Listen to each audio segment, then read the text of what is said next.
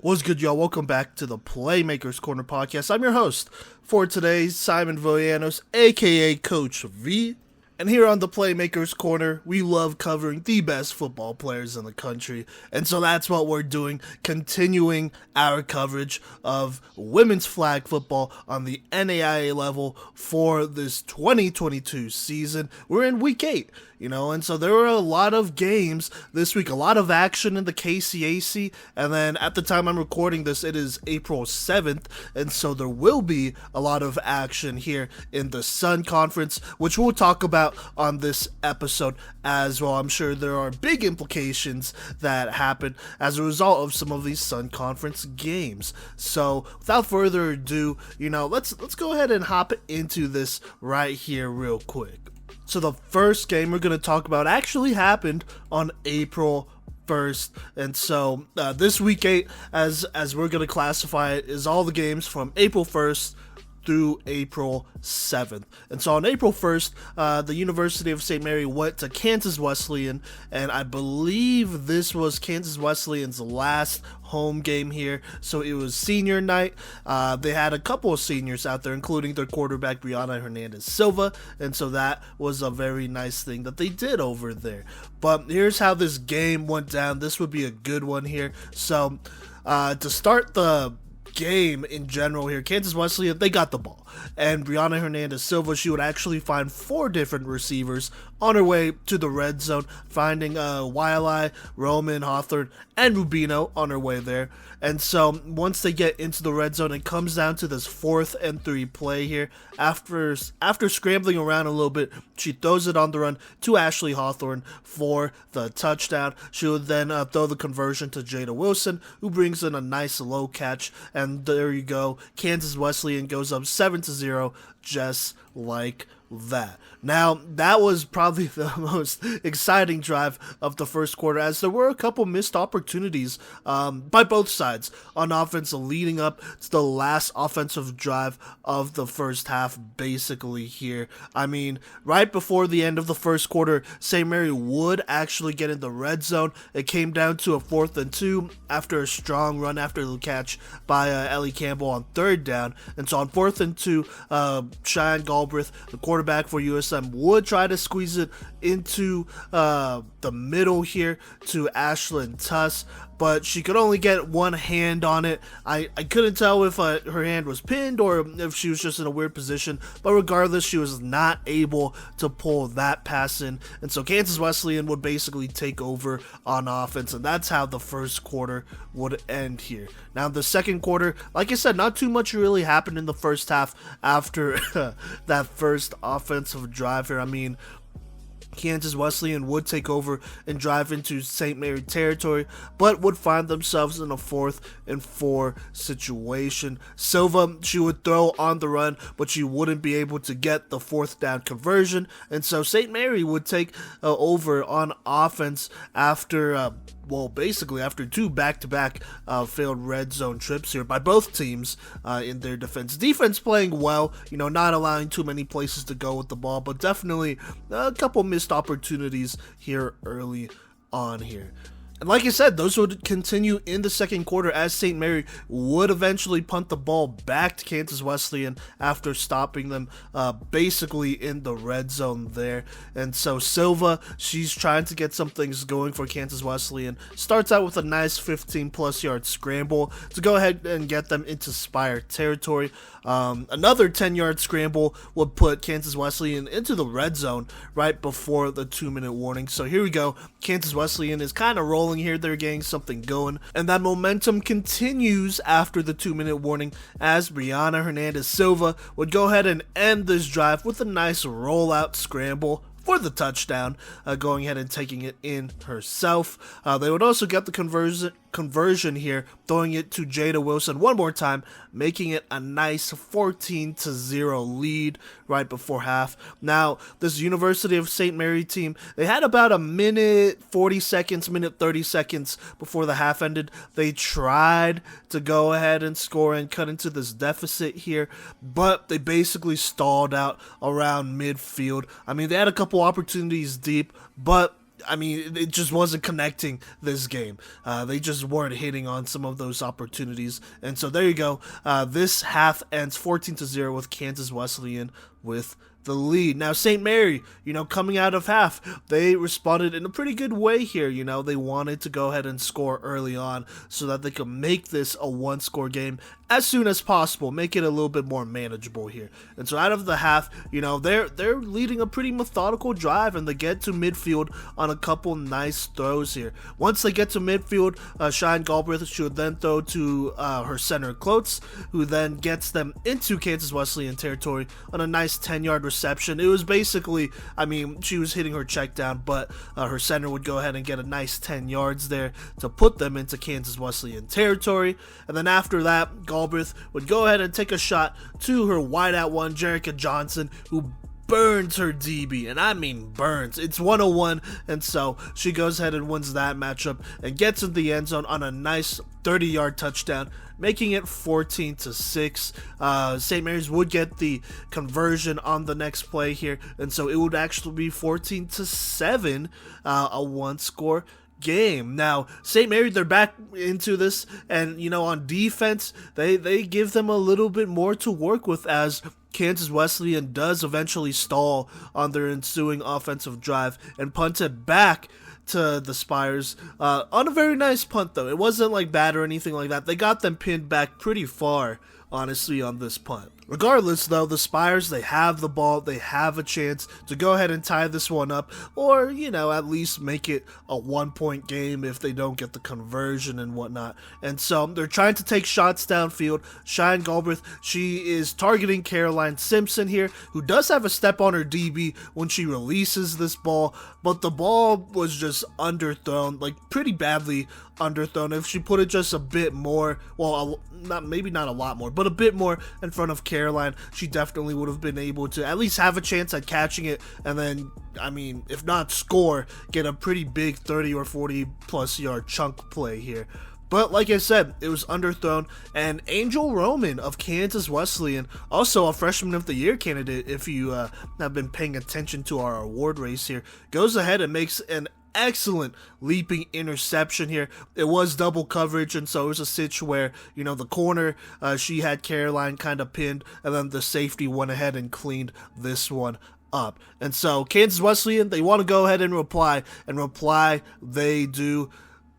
Brianna Hernandez Silva finds Ashley Hawthorne over the middle on a nice little pass, and then Hawthorne goes ahead and pitches it to Jada Wilson to her left, who is wide open because the defense was collapsing on Hawthorne here, and Wilson here basically runs untouched down the sideline for about a 30-40 yard touchdown here. They couldn't get the conversion, but they get the statement here, going up 20-7. Now, the Spires are not quite out of it just yet. It's still the third quarter, so if they get something going here, then they could score either late in the third or early on in the fourth, and then they just need a stop to go ahead and get the ball back and potentially win this one. So they're still in this game, despite it being a 20-7 game right here. And so on the next drive, the Spires, they're moving and they get to midfield, but they stall out, and this is thanks to a couple of big plays here.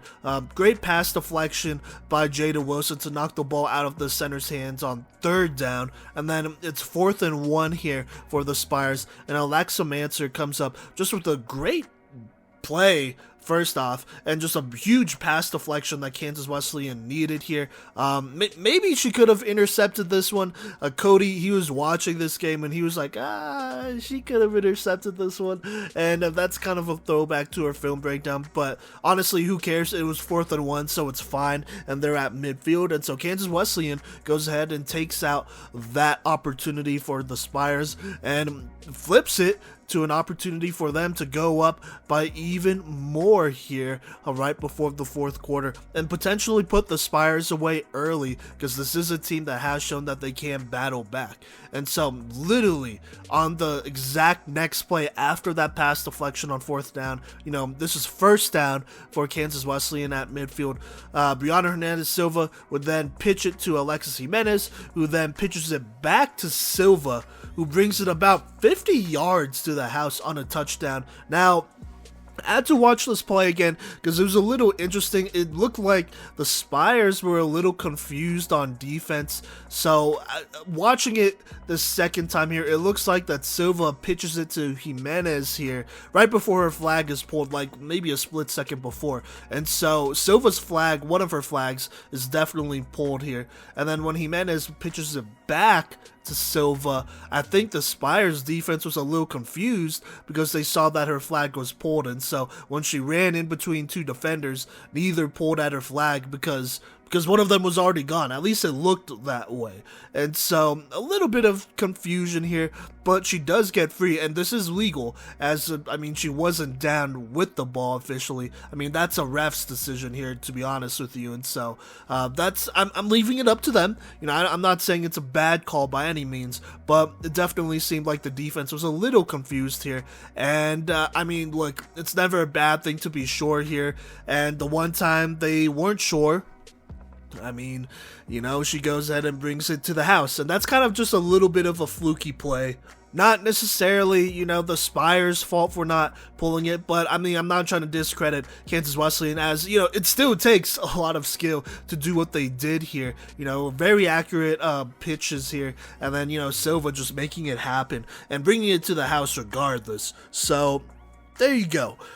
But they get the touchdown. They also get the conversion, making it 27-7 right before the fourth quarter. This one is kind of out of reach at this point here. I don't think there's too much the Spires could do. They do drive down the field basically on all check down passes because that's all that Kansas Wesleyan would allow, allowing a lot of those short passes. And so all those check down passes plus a pass interference would basically put the Spires in the red zone here, and then Jerica Johnson would get them in the end zone by catching a pitch and running it on a nice 10-yard touchdown. But that drive kind of took a lot of time. It began in the third quarter, ended in the fourth quarter with about 8 minutes 35 seconds left. They don't get the conversion, so it's 27-13 here. I mean, you know, Kansas Wesleyan, they did a good job of kind of limiting those opportunities and letting the Spires battle against the clock here. And that's just smart football. And, you know, Kansas Wesleyan, when they got the ball back on offense, they basically used up the clock. They did a good job of that, using up about 5 minutes of game clock, getting into the red zone, but not being able to score a touchdown here. And so St. Mary would get the ball back with about 3-ish minutes left in the game here. Cheyenne Galbraith would take a shot downfield here, trying to get just anything going, because it is still a 27-13 game, but they got to get a touchdown quick here. But Jada Wilson makes an excellent interception, basically in one-on-one coverage versus Jerica Johnson, and that would be the game. Kansas Wesleyan beats the University of St. Mary 27-13 here. Now, Brianna Hernandez Silva had an excellent game here, led the team in both rushing yards and passing yards, had 103 rushing yards and 2 touchdowns. She also went 19 of 33 passing for 2 touchdowns and 226 passing yards, no interceptions. Angel Roman had 5 receptions for 59 receiving yards, and then Ashley Hawthorne also had 5 receptions for 44 receiving yards and a touchdown. Alexa Manser, she would have 6 tackles and 2 pass deflections in this game here. I believe this was enough to actually make her the KCAC Defensive Player of the Week. She did have a couple big-time plays here throughout the game, and I mean, she was flying all around. So congrats to Alexa. Super happy for her, and, you know, congrats to Kansas Wesleyan. Now, here's the thing. In this week here, you know, so they played on Friday, and then Kansas Wesleyan would actually play the University of St. Mary on the following Tuesday, just a couple days later. And so we'll talk about that game here as well in a minute. But first, let's talk about Midland versus Kansas Wesleyan. So how it went down is that on April 5th, basically, want to say it's Kansas Wesleyan, the University of St. Mary, would all travel up to Fremont, Nebraska to play on Midland's campus here, as they would be the host of all the games that I'm going to talk about. Well, these next 3 games I'm going to talk about here. And so let's talk Midland versus Kansas Wesleyan. So last week, we talked about Midland. We talked about how, maybe they go for a change at quarterback here. Maybe they see what they have with Haley Stanton. But going into this game, they were not going to change their quarterback. They stuck with Angel Iowan, and so here we go. Midland actually scores first this game, with Iowan finding Sade Irvin on a nice 21-yard touchdown pass, making it 6-0 in the first quarter. But that would basically be it. Nobody else would score in the first quarter. A couple drives that had promise for both teams were going, but they just couldn't quite find anything. It also seemed like this day it was pretty windy, so maybe they were getting used to that as well. So let's go ahead and jump into the second quarter, though. But after a Kansas Wesleyan punt, Midland has a chance to score. They have a chance to score, make it a 2-score game early on, but Angel Iowan does throw an interception here that would obviously end that drive and end their hopes of going up by 2 scores here. And so Kansas Wesleyan, they're trying to find some urgency here, trying to find something here on offense, to be honest with you. And so they go ahead and make them pay for that interception with a very methodical drive down the field. A lot of short plays here that would eventually result in an Alexis Jimenez rushing touchdown off the pitch. They wouldn't get the conversion though, so it would basically be tied at 6-6. Now on offense here, Midland would get a nice deep pass plus a penalty that will basically put them into the red zone here. Once in the red zone, Michaela Nunez at receiver would end this drive with a nice 6-yard snag for a touchdown. This time around, they wouldn't get the conversion. Again, I don't know why I said this time around, but this time around, they wouldn't get the conversion here. But they would still go up 12-6, so you still can't be mad at that. A lead is a lead here.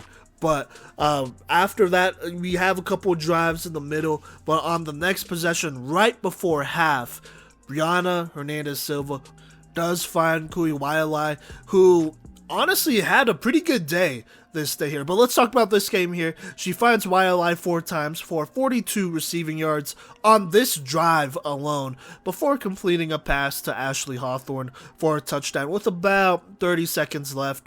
They would go ahead and get the conversion thanks to Silva and go up 13-12 right before halftime. So we have a pretty competitive game, pretty close game here. Like I said, I think maybe the win was a little bit of an equalizer here. Both teams kind of struggling to find their footing early on, but picking it up near the end of the first half. So there you go. But to start the third quarter and the second half, on the first drive here, Silva finds Wailai for a big touchdown reception, making it 20-12 here. That's the kind of statement that you need coming out of halftime, and so that's what Kansas Wesleyan gets.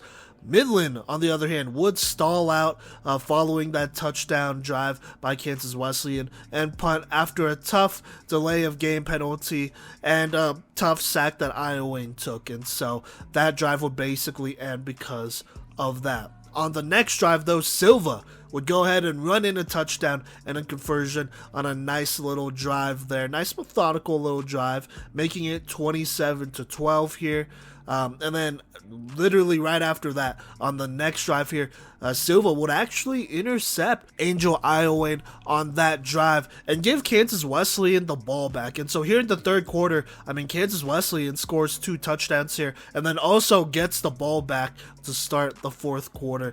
And in the fourth quarter, the drive started kind of late in the third, but in the fourth quarter, that drive would end with Silva finding Wailai one more time with about 11 minutes, 12 seconds left in the fourth for a touchdown. Marissa Rubino would get the conversion, making it 34-12.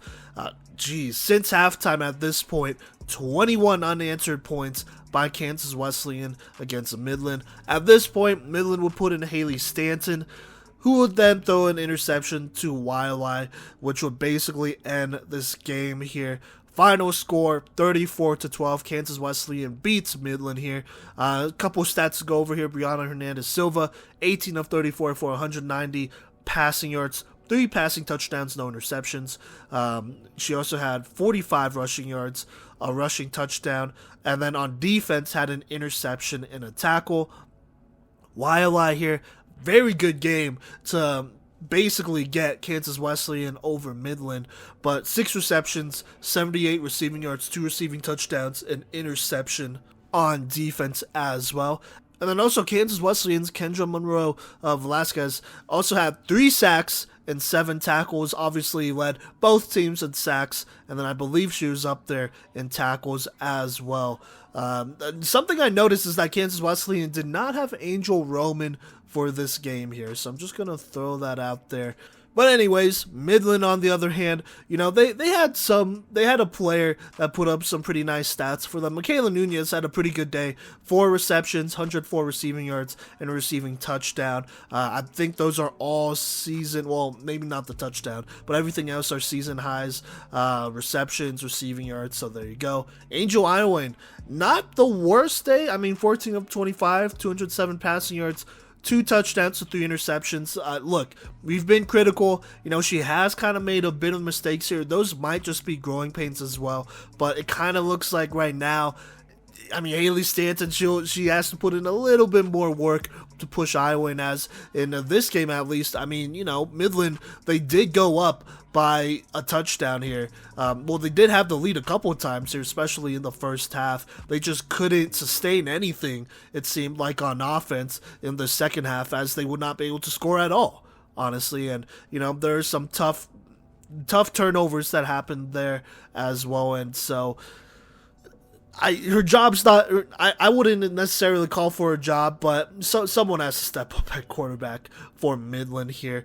Just a lot of turnovers. You gotta get a little bit more efficient. So there you go. But let's go ahead and talk about Midland versus the University of St. Mary. That was actually the game before this Kansas Wesleyan game here.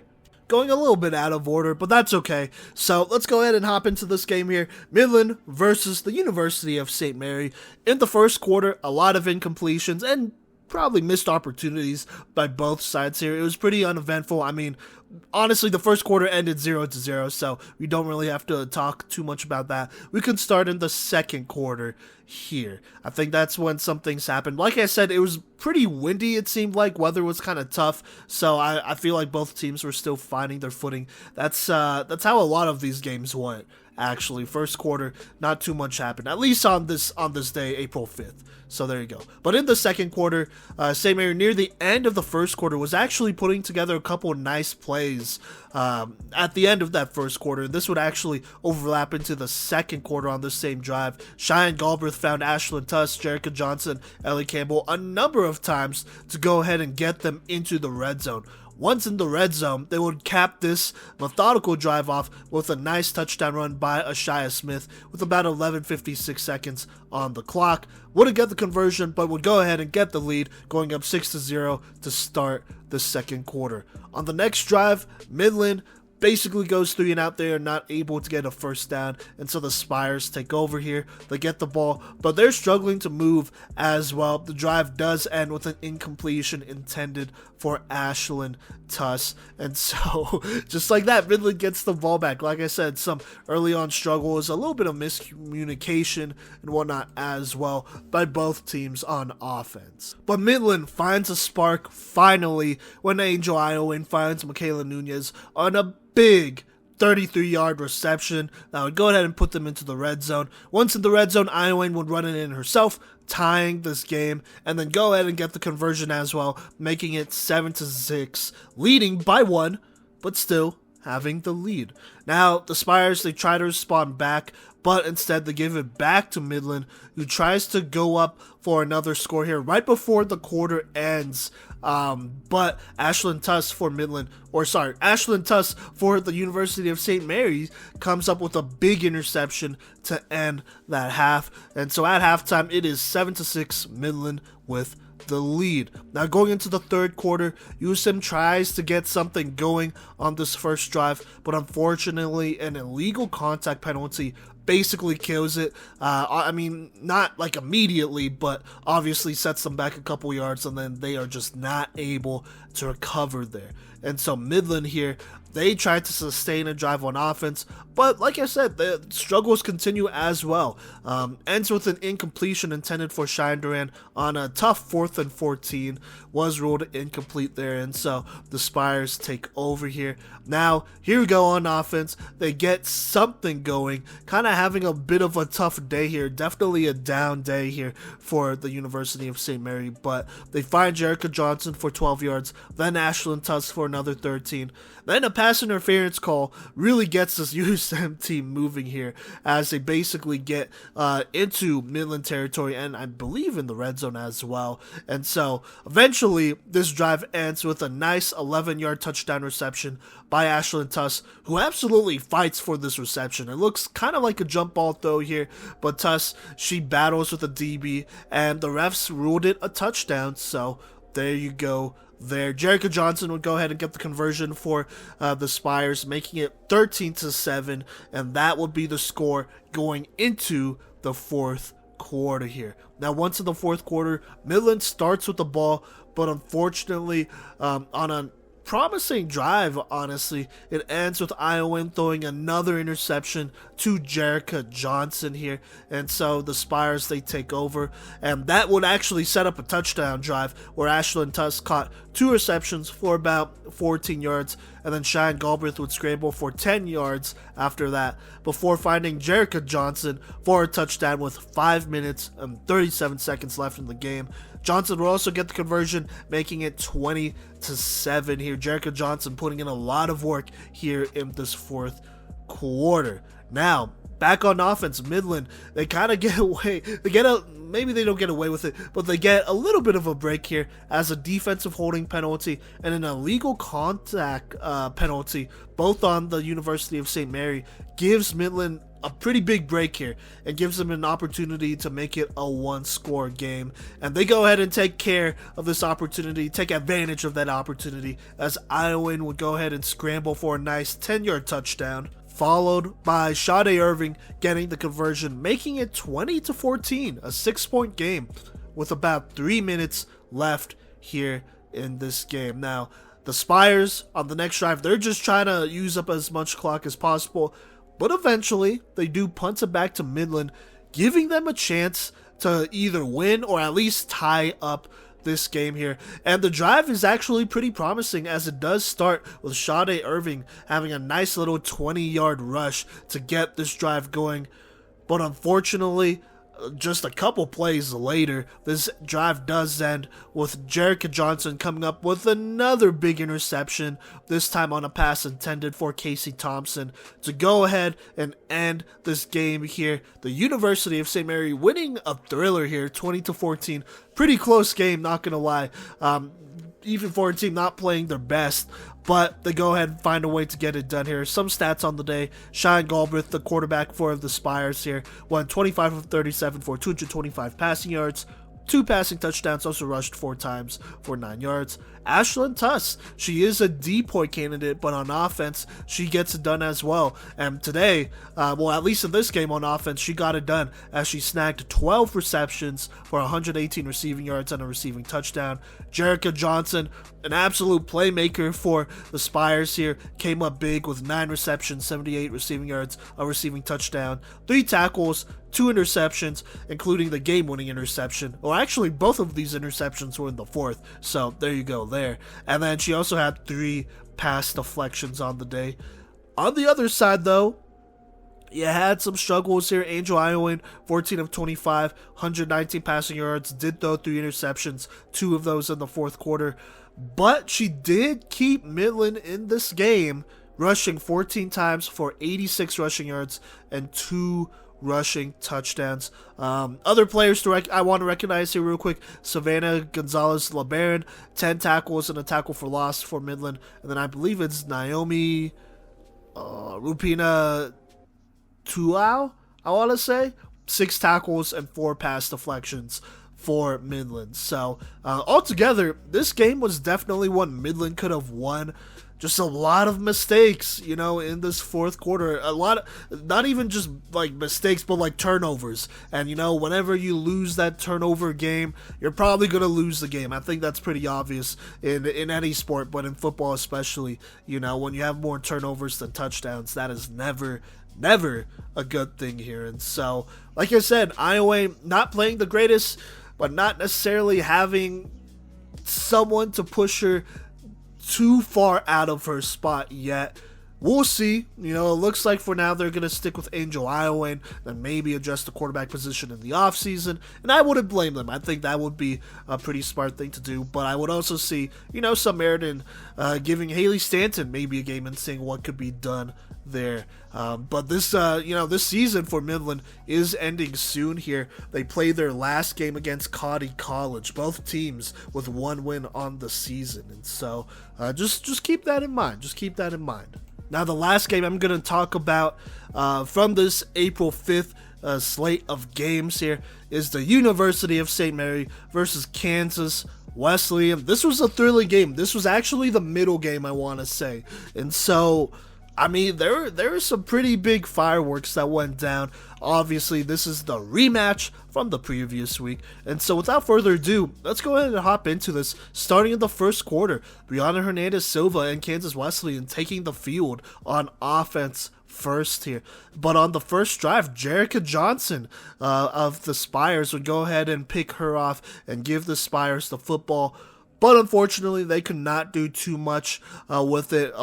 This is definitely more so because of great defense than some miscues, I would say. And, just a very strong win as well. And so the first quarter, other than that interception on the first drive, is pretty quiet. But in the second quarter is when the fireworks happen here, as Cheyenne Galbraith would go ahead and find Caroline Simpson deep on a nice 30-yard reception here.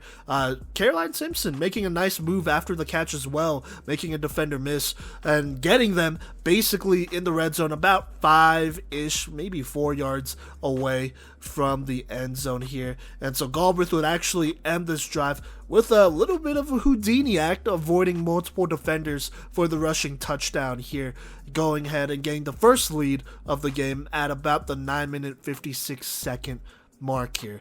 She would then throw it to Jerica Johnson. I thought she might have had it here, but I guess they ruled it no good, and so they will not get the conversion, and so the University of St. Mary does take the lead regardless, 6-0. Now Kansas Wesleyan, they are trying to respond back here. They get to midfield. They find themselves in a pretty manageable 4th-and-1 situation, but they try to throw I want to say it was a hitch route here, and NAIA Hooks would actually jump this hitch route for the University of St. Mary's for an interception and return it at least 15 or so yards for them into Kansas Wesleyan territory. She would also get hurt on that interception as well, and so hopefully she is all good and all that stuff. But the Spires, they take advantage of this and they take over here, having a short field to play with. And so on the next play, Cheyenne Galbraith would actually go ahead and take off for a pretty long scramble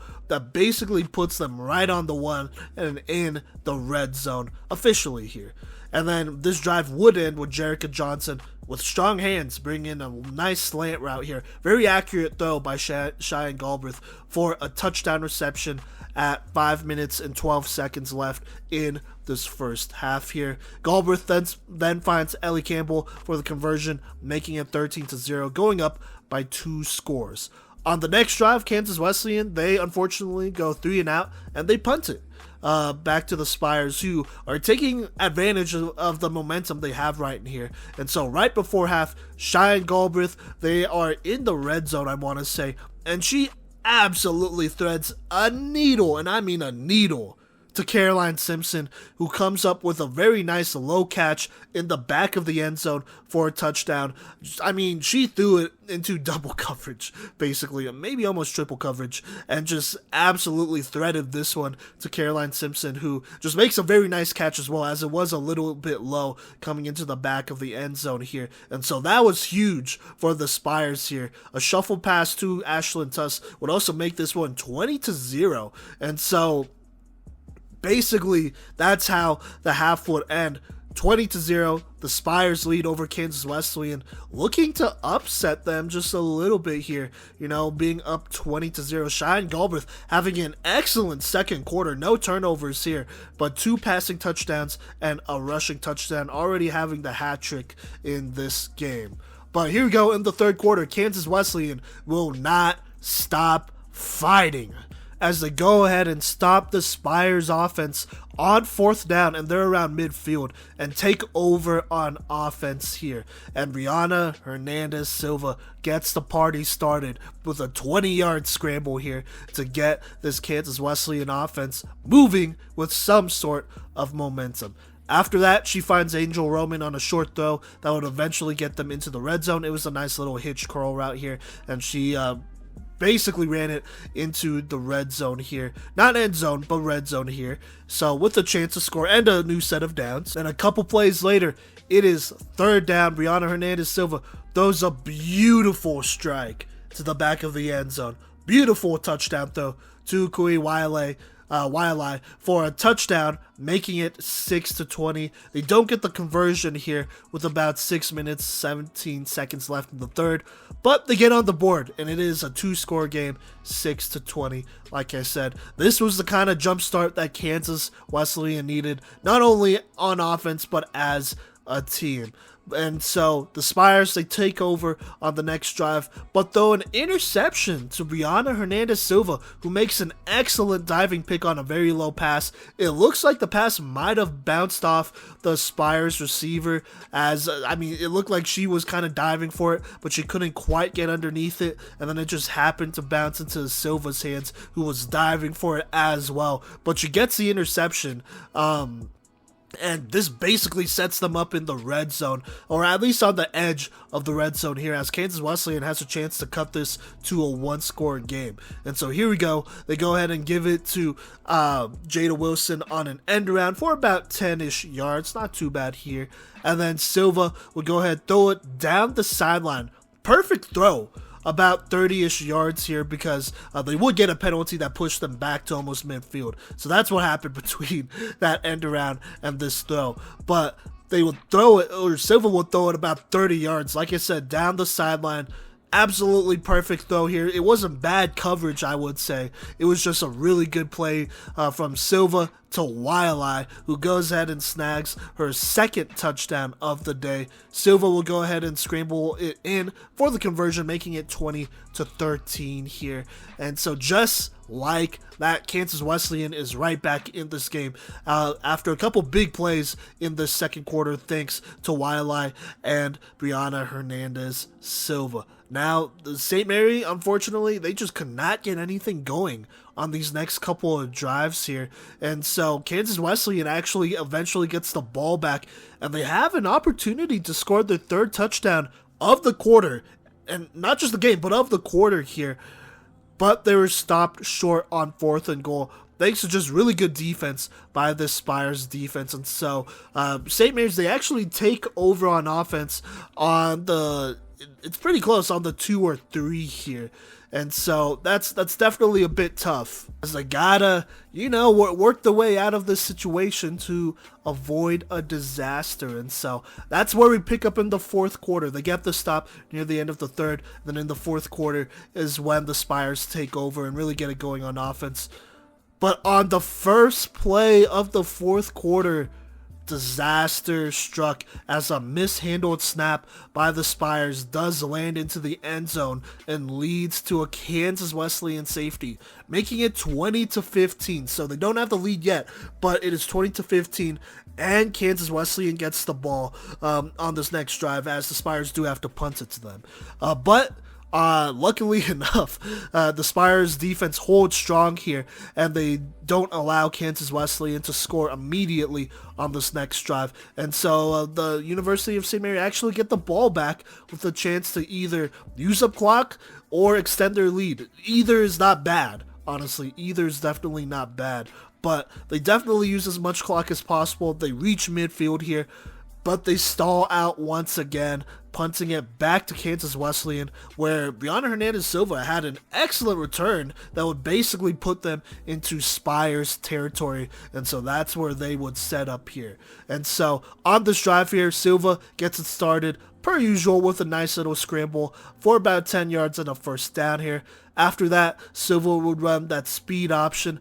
Eventually, she pitches it to Kendra Velasquez Monroe. Sorry, I believe I've been saying that last name wrong there, so it's Velasquez Monroe here. But she pitches it to her. She goes ahead and gets them into the red zone on some nice running. But a couple plays later, it's fourth down, and they run that same speed option play, pitching it to Velasquez Monroe one more time, who goes ahead and punches this one in for the touchdown to take the lead here. Now they wouldn't get the conversion. Part of it was thanks to a nice Caroline Simpson deflection on this conversion try, and so they would only lead 21-20, 1 point with about 5 minutes left in the game. And so here we go, the Spires, they have 5 minutes to work with to win this game. A touchdown wins it, and so they're trying to use up as much clock as possible, not give Kansas Wesleyan too much time here to work with, while also obviously scoring to win here. And so on this next drive, they're moving down the field pretty well here, especially after finding Ellen Campbell on a third down to go ahead and cross into Kansas Wesleyan territory. I want to say for the first time since the first half here, as they have stalled out at around midfield a couple of times in the second half. And so that was pretty big, finding Ellie Campbell there to go ahead and get that first down and cross them into Coyotes territory. Once there, tip pass on second puts the University of St. Mary in a tough third and long situation here. It's about maybe 3rd and 15, something like that. But Cheyenne Galbraith on third down would go ahead and scramble for 10 plus yards at least, making it about a 4th and 2 for the Spires. And this is after the 2-minute warning here, and so I'm just putting that as context. But after that, it is 4th and 2. Cheyenne Galbraith runs a power option, flips it to Jerica Johnson, who gets the first down with about a minute 30 seconds left. I believe at this point they are also in the red zone, and so they have at least 4 plays here to go ahead and score and take this lead. And so on second down, Galbraith, she takes off, scrambles around, and on the run tries to throw it to a wide open Ashlyn Tuss here, but the ball is definitely thrown a bit behind her and is actually almost intercepted by Kansas Wesleyan here. Almost ended the game, actually. But they luck out here, and so instead they have a 3rd and long situation. Definitely a little bit of a missed opportunity to make it a shorter stitch for them. Also at this point, there's about a minute 6 seconds left in the game. Now, here on the next play, Galbraith does find Jerica Johnson on a nice slant that would basically put them inside the 10. They're either on the 8 or 9 yard line here, but this would bring up a 4th down with about 45 seconds left in the game. That's when the University of St. Mary go ahead and call a timeout to figure out what they want to run here. They're about 8 or 9 yards away, and so they have to score here. Obviously, if they don't score, then the game is over and Kansas Wesleyan wins. And so here we go with a chance to win this game coming out of the timeout. You have 2 receivers to Cheyenne Galbraith's right. They had 3, I want to say they were running trips on the left side, but then they go ahead and, they go ahead and motion somebody into that second blocking role right next to the center so that they have 2 blockers blocking the run rusher. And on this play here, Galbraith, she rolls out right, and then she eventually takes off trying to get the touchdown. She does reach out, but she is definitely stopped about 3 or 4 yards short, and that's how Kansas Wesleyan won. Now, I had to watch this play a couple times, and so here's kind of how I broke it down here. Look, I would personally not call this play, and I watched it a couple times, and also I understand it's 4th and 9. You don't have a ton of situations for this. Plus, it's 4th and 9 basically on the goal line here, and so you gotta score, and so there's not a lot of room. I understand that. but I just wasn't the biggest fan of the play calling. So here's kind of how it broke down here. So like I said, going into this play, they had trips left. They motioned one of those receivers out to be an extra blocker. Now, I don't know if I would have done that. I would have rather had extra receivers potentially and all that, but I do understand you don't want the game to end on a sack because your blocker wasn't quite able to handle the pass rusher. You want to give your passer as much time as possible, and so I get that, you know. I'm not hating the extra blocker, but maybe you could have done without it. And then on the right side, you had two receivers. The outside receiver, Ashlyn Tuss, basically ran a curl that got them, after she ran the route, she was basically just standing right at the front of the end zone here, or right inside the end zone. And then Caroline Simpson, who was inside of her in that slot, basically ran a hitch, so it was even shorter. It wasn't in the red zone. And so you had two receivers who basically ran the route and stopped, and so you kind of have those DBs and man-to-man, they're right on top of them. And so when Galbraith scrambles out right here, you have both defenders that are with the receivers basically waiting for her at the goal line there. And at the last second, it looks like Caroline Simpson actually peels out for a minute as Galbraith approaches the line of scrimmage. I kind of wonder if, Cheyenne didn't necessarily scrambled right away, if she waited a half second, if Simpson would have been open, because it looked like she flared open for a minute there, but also part of it was because her defender was coming up to go ahead and tackle the quarterback.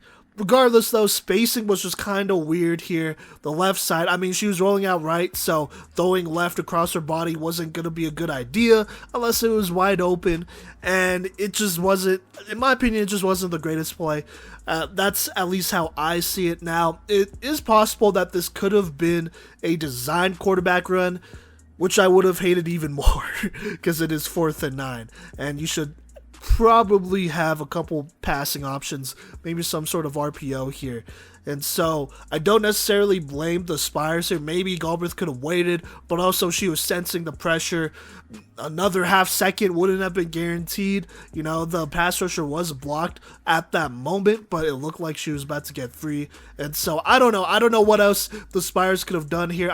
Like I said, not many plays you could call on 4th and 9, but at best you gotta get your receivers in motion here. They can't stand in one spot and crowd a part of the end zone, especially when you're running to that part of the end zone. So there you go. Kind of a tough go here. Like I said, the Spires had a chance to win it, but they couldn't. And so the Kansas Wesleyan Coyotes go ahead and beat the University of St. Mary in this great matchup here, 21-20, completing a 20-point comeback here.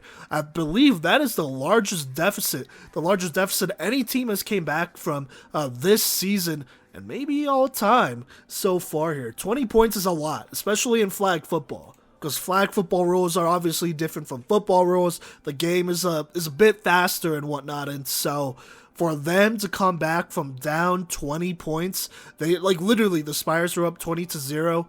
That is big time. That's a huge confidence booster, as Kansas Wesleyan would actually, come out of this day here 2-0 here, beating both the Spires and Midland ahead of their last game of the season against Ottawa. So we're going to see, is this going to be enough confidence and momentum to carry them into a tough game against the defending national champs and potentially dethrone the conference champs as well. But you just gotta keep in mind, Ottawa, they've had a week or so of rest, at this point. Kansas Wesleyan, they've played 3 games in about a week. So we're just gonna have to see how this goes here, but very, very good game by Kansas Wesleyan here. Unfortunately for the Spires, this one just kind of got away from them in the third quarter. They just couldn't score. They were just struggling on offense. Obviously, this Kansas Wesleyan defense was playing lights out, doing a great job, but there are definitely a couple plays that the Spires maybe could have wanted back here that would have prevented this from happening. But like I said, Kansas Wesleyan does beat the University of St. Mary 21-20. Up next, though, we do have arguably our game of the week on April 7th. I'm talking Thomas versus Keiser, aka the rematch. Obviously, if you remember, very early on in the season, back in week 1, Thomas and Keiser was the opening game, and Thomas at home came away with the upset dub over the defending Sun Conference champs in Keiser. Here, a couple weeks later, Thomas did go ahead and upset Ottawa. Keiser has been on a heat streak, basically burning every team in their way. And so going into this game, both teams has a win streak of over 5 dubs in a row. So let's go ahead and hop into this one here. In the first quarter, Roden on the run takes a shot to Allison Goldsby. She is wide open, by the way. This is the first play of the game, but unfortunately, she could not bring in the ball here. Also, they call a hold on this play anyways, and so that is tough. After that, the next couple plays are just a couple misfires, and so they go 3 and out, not being able to recover from that penalty there as well. Now, on this punt, though, Keiser just, I don't know what happened. Maybe the ball slipped or something like that, but it was just a very bad punt. Delva actually just, she catches this one and then walks it 2 or 3 steps forward, and then they're in the red zone already. And so that's where Thomas would actually start their first drive on offense. And so here we go. They're going with Keanu Cole at quarterback. That was their original strategy in that first game. They kind of ran the ball a lot against Keiser, not trying to give them too many opportunities, and also trying to use up as much of the clock as possible whenever possible. And so Akel here, she takes it 12 yards inside the 10 on a nice quarterback rush on the direct snap. After that, Akel does find Brittany Delva for a nice 5-yard touchdown reception. She basically backpedals into the end zone to go ahead and give Thomas the first lead of the game. They don't get the conversion, but they keep the lead here at 6-0 with about 8 minutes 24 seconds left in this matchup. Now Keiser back on offense, trying to get something going here. It is 3rd down.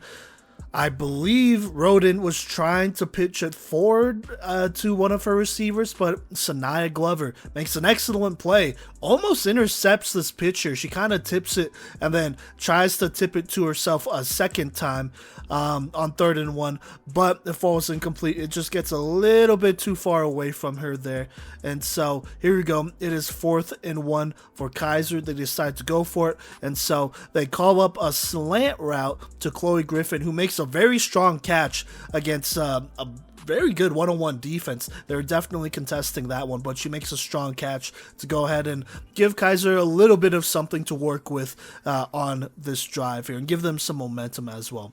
A couple short plays later, plus a 10-yard penalty on Thomas, would go ahead and get Keiser into Thomas territory.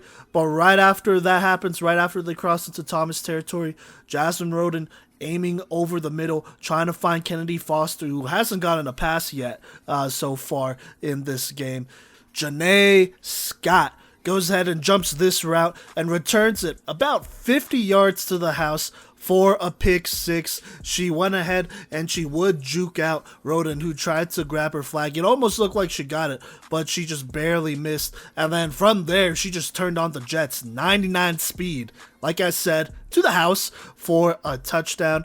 Now, on the conversion, Akel would find Margarita Pena, for the conversion, taking a 13-0 lead with about 2 minutes and 33 seconds left. Now, I'm just going to be real. Whenever you go down by 2 scores to Thomas, that is a bad situation to be in. Thomas has rarely blown a 2-score lead. I don't think they've ever blown a 2-score lead. Granted, this is their first year, but that's how good this team is. Defensively, they're going to make you fight for every yard.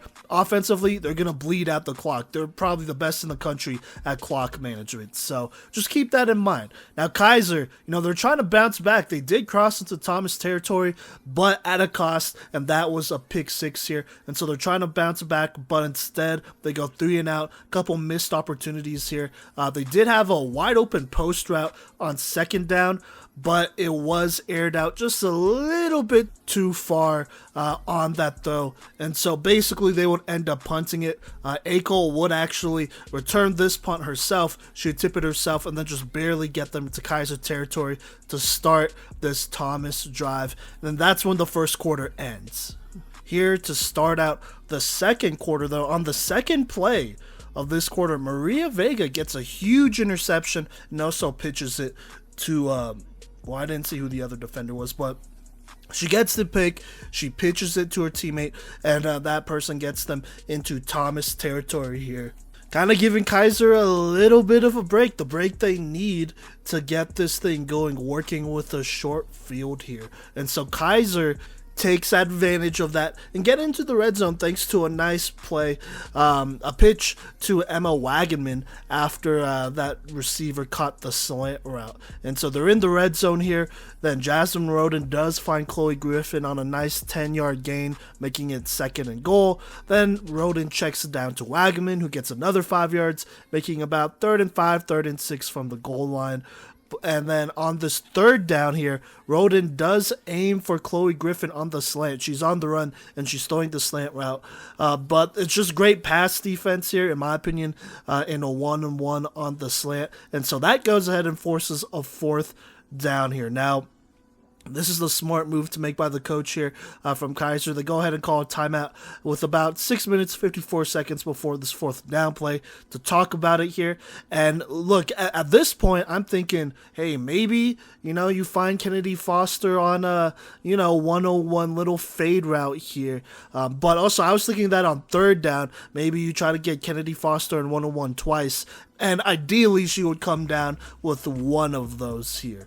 And so that was just my thought process, though. It was just my opinion. And so here we go on 4th down. It is a fade route to Kennedy Foster. She's 1-on-1 with Nakara Brown of Thomas. And Nakara Brown wins this one. Just plays excellent defense. As good as you could play on a fade route. Textbook defense, gets a nice little pass deflection here, stops this Keiser drive and gives Thomas the ball back. Now Thomas, they have a chance to not only run out some of this clock, but go up by 3 scores. I think that's where they want to be ideally. But unfortunately, there is a mishandled snap on 3rd down that absolutely hurts them, pushes them back about 5+ yards or so. And so that eventually results in a Thomas 3 and out, a Thomas punt here. And Kennedy Foster actually returns this punt just barely into Thomas territory here, giving, Keiser another kind of shorter field to work with here. But on the first play of this drive, Roden, she's looking up the seam. I don't know if she's looking for Foster or for somebody else, but it doesn't matter, as Brittany Delve was basically waiting for it, and she intercepts this pass on that first play of the Keiser drive. And so at this point, definitely some frustrations leaking out from this Keiser team. And it's not that they're playing bad. Thomas is just playing really, really well on defense and kind of frustrating them just a little bit here.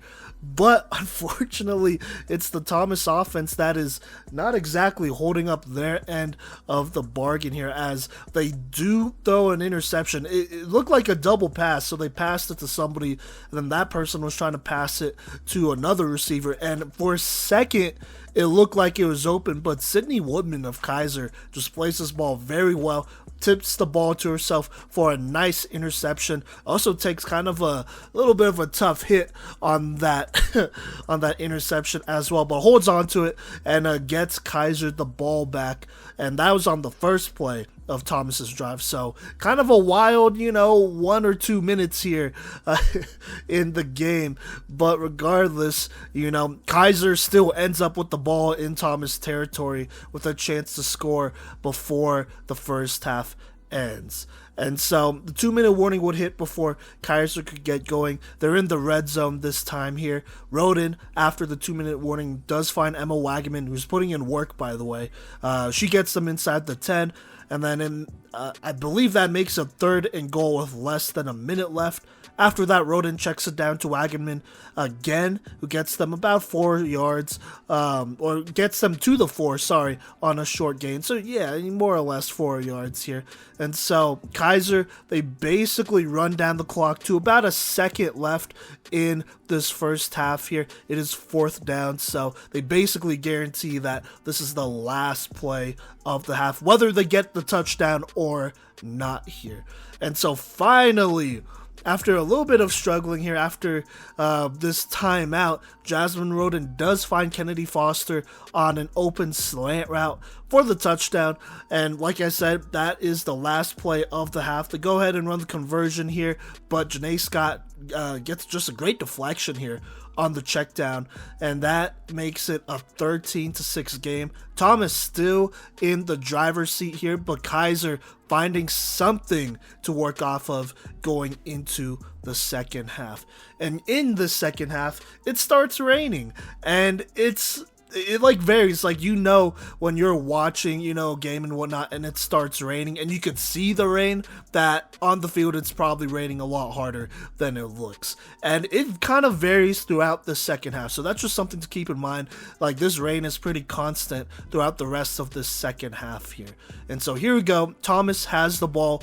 Shelby Hartley is in at quarterback and she completes a pass for the first down for Thomas University. But a couple plays later, they find themselves in a 3rd and long, thanks to some pretty good defense by this Keiser team. Hartley, she checks it down to Brittany Devil for a solid gain of 5 or so, but obviously that is not enough, and so they go ahead and punt it to Keiser. Now Jasmine Roden in the offense taking over here. Roden finds Emma Wagenman for a nice 10-yard gain to start the drive and first down. It looks like here that Thomas is, pretty happy with just allowing Keiser to take their checkdowns, letting them run off the clock. As long as they don't make any big plays, Thomas is happy for the most part here. And so they're letting Keiser have some of these shorter gains, obviously, so that they don't get the big gains here. Well, anyways, after that Wagenman 10-yard gain, they go ahead and pass the ball to Chloe Griffin a couple times. That brings up a 3rd and short type of situation. Now, I wrote down 3rd and short, and it was definitely 3rd and short, but the down marker is definitely set 4th down, and so that's, I was like, uh-oh, that might have been a lost down there. Somebody might have made a mistake, because I was a little confused about that. But it doesn't matter, as Keiser would get the first down. Adriana Rodriguez going in and stretching out and getting that first down. So that controversy did not happen, basically. But anyways, a couple drop passes later, you could really see the rain kind of affecting maybe some of these receivers a little bit more than usual here. Keiser finds themselves in a 3rd and 19 situation. Now, on this 3rd and 19, Jasmine Roden does take a shot deep. And from the looks of it, and I've played quarterback before, this has happened. And so that's why I say because of the looks of it. But from the looks of it, it looks like the ball slips out of her hand just a little. And if you're a quarterback and, the ball slips out of your hand when, it's wet outside and all that, that obviously affects how far the ball is going. Because this ball was a bit underthrown, and Kiana Akel actually almost picks this one off because it was underthrown. And Jasmine Roden really isn't a quarterback to underthrow passes like that. And so that's a little bit of a missed opportunity because the receiver was in 101, at least it looked like it. And so eventually, Keiser does punt it back to Thomas with about a minute 40 left on the clock. Keiser kind of using a bit of the clock on that drive that resulted in no points. They used almost 10 minutes of game time, more or less 10 minutes of game time on that drive alone. And so, Thomas was letting Keiser do what they want for the most part until they basically stopped them. And so that's just excellent planning by Thomas there. And so right before we go into the 4th quarter, Hartley does find Brittany Devil for another short 5-yard gain and a first down. And then from there, Thomas goes ahead and lets the clock runs out as they enter the 4th quarter. Now, in the fourth quarter, it is 3rd and 1 for Thomas University, and it is Pellegrino of Keiser who applies the pressure onto Shelby Hartley and gets a huge sack for Keiser, making it 4th and 11 instead of 4th and 1. And so basically backed up near their own goal line, Thomas obviously decides to go ahead and punt this one, and so they punt it, Keiser gets a solid little return to about, well, it's definitely past midfield, but they are now in Thomas territory again. But this time, Jasmine Roden, the ball does not slip as she takes a shot deep on one of the first plays of this drive and finds Kennedy Foster, who just wins her matchup 101, just sprinting out there for a 30-yard touchdown burner. Foster just making a great play here in 101 and getting Keiser really back into this game. Now, this would be pretty key here, as Keiser would obviously, go for the extra point here, but would not get the conversion thanks to really good defense by Thomas. And so Thomas actually still leads this game 13-12 with about 10 minutes left. And so, this is definitely a winnable game for Keiser, but also Thomas does have the ability to run out the rest of this clock if they need to. So if you're Keiser, you gotta score as soon as possible, and then you just go from there. And so here we go on defense now. Kaiser's on defense, Thomas is on offense. Keiser actually just plays excellent defense, not allowing Thomas to break off any long runs. They basically call 3 straight run plays. Like I said, it's raining out here, and so you don't want the ball to slip out or anything fluky to happen here. And so they go conservative here. But Keiser played great defense. They don't allow really any yards on any of these runs, maybe 1 yard a run here. But other than that, they basically force a 3 and out. And so Keiser is set back up at midfield with about 7 minutes left in this game. And so here we go. Jasmine Roden rolls out, but Jada Reese of Thomas actually gets the sack for about a loss of 2. Jada Reese being one of the sack leaders in the entire country, if I'm not mistaken there, making a big play for Thomas. And so after that, Jasmine Roden would then flip it to her center, but Janae Scott would go ahead and make a nice play here, not letting the player go far. And so this eventually sets up a 3rd and 1 situation. But it does not matter, as Roden does find her check down, her running back, Emma Wagaman, for the first down, who goes ahead and gets them into Thomas territory here. And so here we go, they're in Thomas territory. Roden, she's wanting to take another deep shot here, and so she does, and takes her shot to Kennedy Foster down the sideline, who's in 1-1. But Sanaya Glover of Thomas just plays this ball excellently and gets a huge interception and one-on-one and shuts down another Keiser drive here. So another drive where they use a little bit of time but come up empty. And so Thomas just playing great defense here. I believe that is Roden's 3rd interception of the game here. And so here we go. Thomas has the ball. I got a little bit confused about what happened here, but after they run a play, the refs must have called a penalty on Thomas, and so that pushes them back 10 yards. Don't know what the penalty was, but regardless, they are pushed back 10 yards from where they started. So there you go there.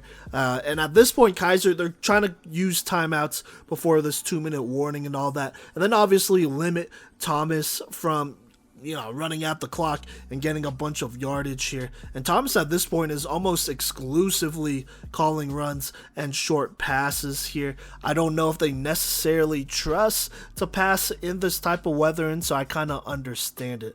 But like I said, Keiser's calling timeouts. They call a timeout at the 2-minute 47-second mark. After that, after a Kiana Akel run, they call a timeout at the 2-minute 37-second mark. At that point, it's 3rd and 22 for Thomas. Thomas tries a double pass. So they try a double pass here with Kiana Akel passing it, trying to throw it to Kiara Knight, but she is stopped a lot short of the conversion. She wasn't really close to getting the first down here, but they do get a couple more yards here. And so they go ahead and punt it. But on the punt, Cole is punting it. It is partially blocked by Keiser's Adriana Rodriguez, who comes up big. And, this punt doesn't go as far as they want. And so Keiser's return people basically field this thing and then gets them pretty close. Well, they're in Thomas territory, but pretty close into red zone territory here. And that's with about 2 minutes left in this game. And so here we go. This game is probably going to be won on this drive here. And so after a short play to Emma Wagenman, they go ahead and stop the clock at 1:50 here. After that, Jasmine Roden does find Allison Goolsby on a nice 10-yard pass, but Goolsby, she gets knocked down by a defender, and so the penalties throw a flag on Thomas, and that basically moves them into the red zone with about 1:43 left on the clock. And so at this point, they are 12 yards away from the goal line, a new set of downs with a chance to win. If they score, they win, basically here. If they score, they take the lead, and then, if Thomas has time, then we'll go from there. But before anything could happen, there is a lightning delay. And honestly, at this point, it has to be fate. Whether it goes for either Thomas or Keiser, we'll see. I am recording this almost in real time here, and so we're about 10-ish minutes away, 5-ish minutes away from getting this game restarted. And so once it starts, I'll let the game end, and then I'll talk about what happens here. All right, the game is over. I am gonna talk about the rest of it here, but definitely a little interesting. So here we go. After the lightning delay, it's been a couple hours for sure at the moment here, but we're back at it, and on the first play of this drive here, of this, I guess, set of downs here, Jasmine Roden actually runs it in 13 yards for a touchdown. Like I said, on the first play and the lead. This is the first lead Keiser has had all game. She tries to throw it to Foster on the conversion, but it is deflected.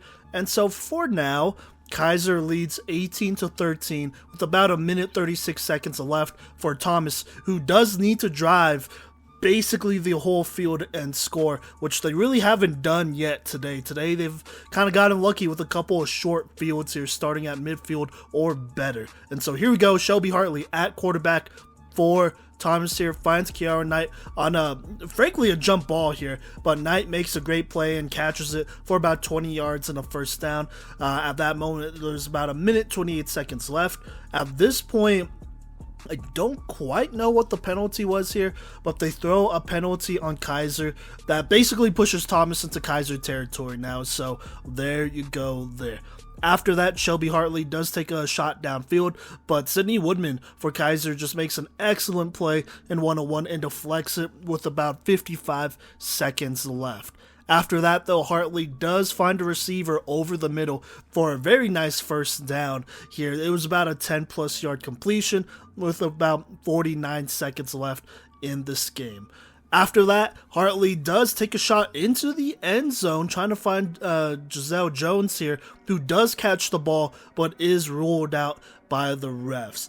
And so this is where it gets kind of interesting here. Before that, Hartley on the run tries to find Brittany Delva again, but it is incomplete. And so at this point, it is about 3rd and 20 with about 33 seconds left. Hartley drops back, then she finds Delva again, and then Delva pitches it to another receiver, I think, who gets a couple more yards. Like, not just like 1 or 2, but at least 3 or 4 or so.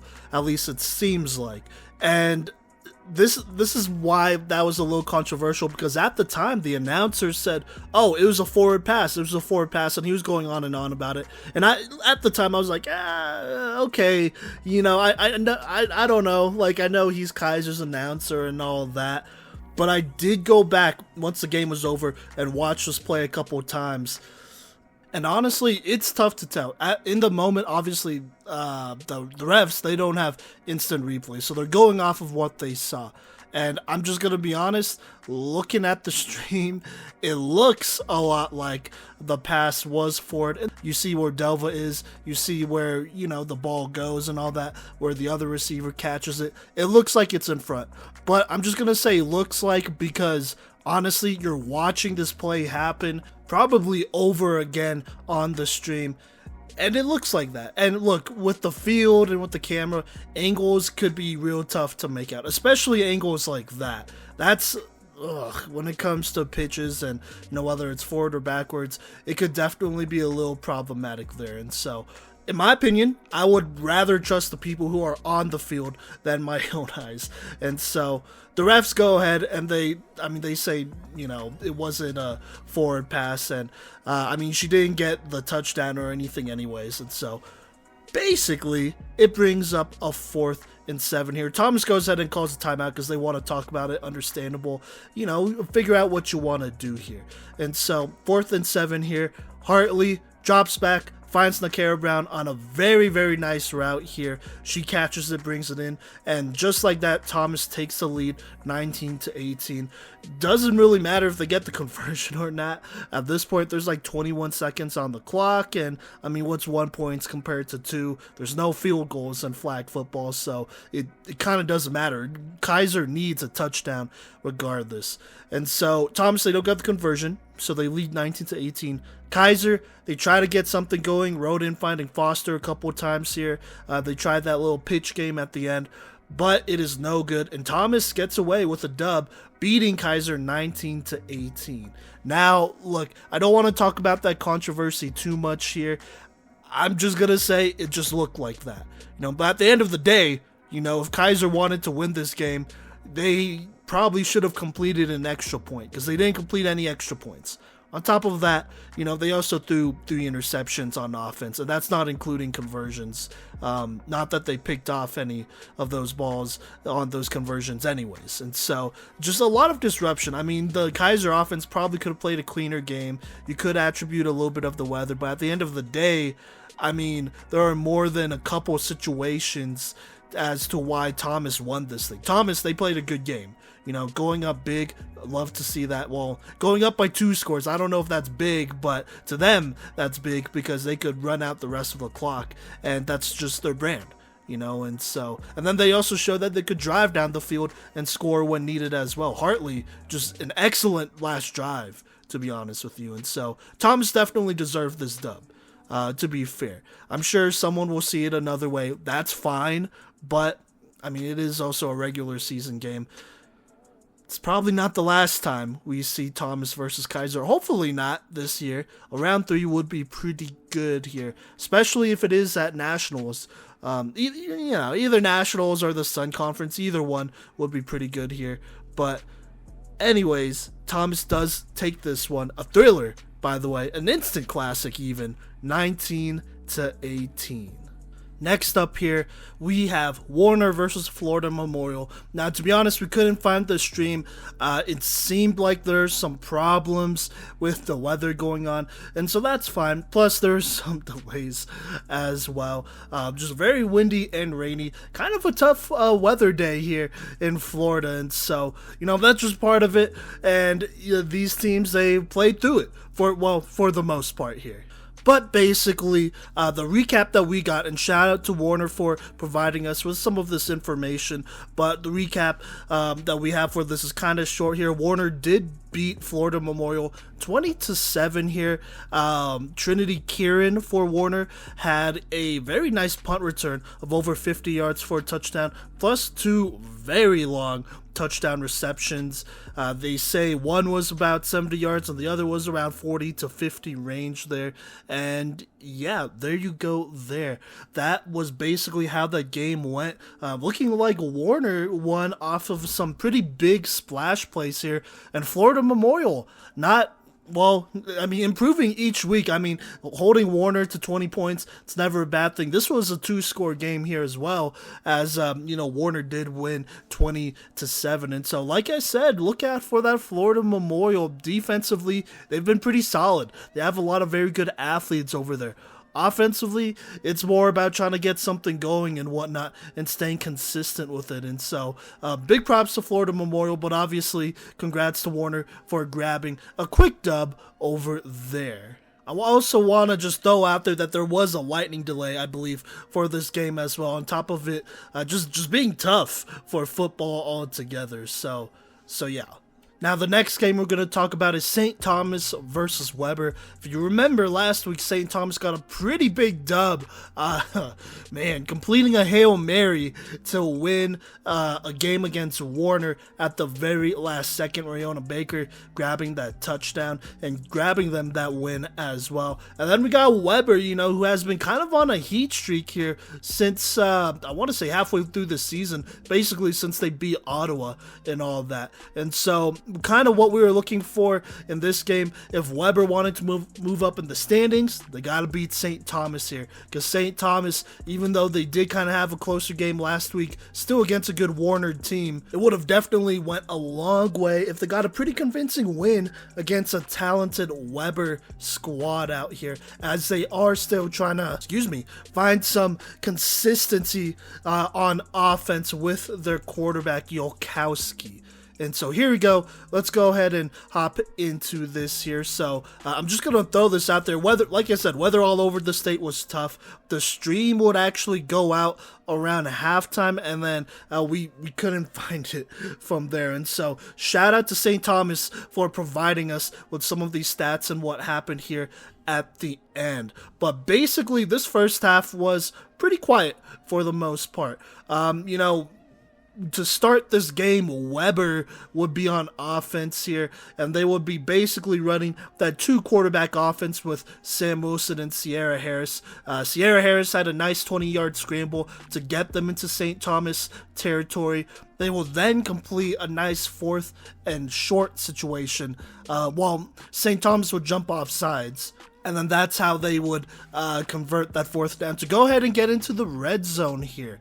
But DJ Paris would go ahead and get a pretty big sack for St. Thomas on first down, and so that would kind of shake Weber up just a little bit. Now, I'm going to be completely honest, at this point, the stream glitched or something, but it was obvious that St. Thomas got some sort of interception because they were on the other side of the field with the ball, and so I would assume it was probably some sort of turnover that happened here. But we did see in time, we were watching this stream, we did see that Yolkowski did find Paris for a nice gain of a couple yards to go ahead and kind of get them into the red zone, get closer to the end zone here. But it would be Rayona Baker scoring a touchdown to go ahead and end this drive, and Tyler Bryant getting the conversion to take a 7-0 lead. Now after this, basically what we would see is a lot of punts back and forth, just some tough situations and some missed opportunities, to be honest, here and there. But Weber, they would punt it back to St. Thomas after that score. St. Thomas would go ahead and punt it back to Weber after a false start penalty kind of stalled out that drive. Weber would then get the ball back. They would punt it back to St. Thomas, definitely after a couple dropped pass. Well, after a dropped pass in some very short plays here. Now, right before half ended, though, right before the first half ended here in the second quarter, Julian Yolkowski does take a very nice shot to Destiny Francois for a nice 30-ish yard reception here that goes ahead and puts them in the red zone. Now, unfortunately, this is where the stream cut off, and I mean, we wouldn't see what happened, but St. Thomas will not be able to score, and they would actually go into halftime with a 7-0 lead. Now, following the rest of this recap here, it's going to be made up of updates that we've gathered from social media and messages from coaches. From the looks of it, it looks like Weber scored a touchdown here in the third quarter, because going into the fourth quarter, at least according to the St. Thomas Twitter here, they were leading 7-6 over Weber before having a pretty big quarter here in this last quarter. Rayona Baker would end up scoring a touchdown at around the 10-minute mark, making it 13-7. Kaylee Miller for them would have a pretty big interception to put STU back on offense. Destiny Francois, I assume, would go ahead and score another touchdown to make it a 2-score game, and probably out of hand here with about 7 minutes left in the fourth quarter.